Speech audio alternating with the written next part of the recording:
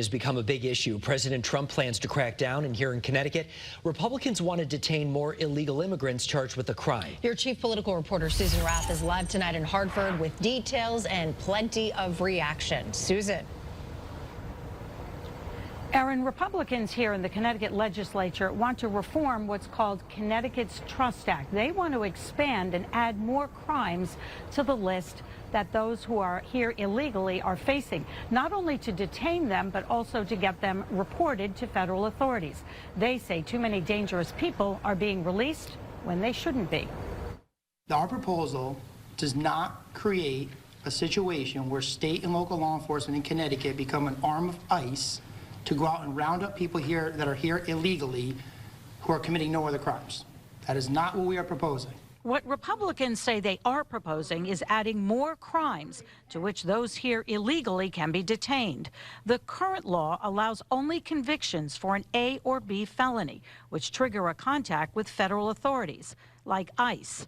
Their proposal would add Class C felonies, which include crimes such as manslaughter, assault, sexual assault, burglary, arson, and more.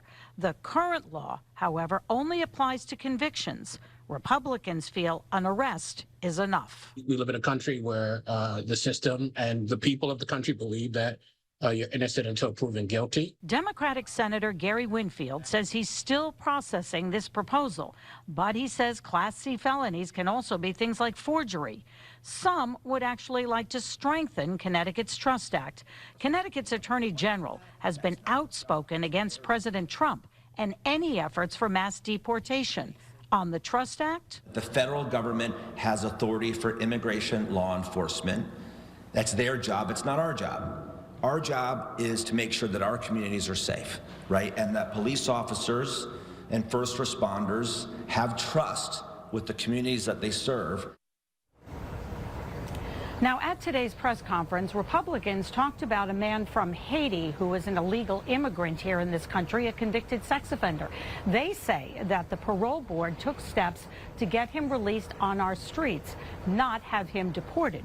But later on today, we heard from Democrats who told us, and they had information, that this Haitian national was actually arrested, that he's at a federal prison in Rhode Island, and that he is being detained by ICE. Obviously, a very explosive issue when you talk to immigration, but there were some facts there that we had to point out today.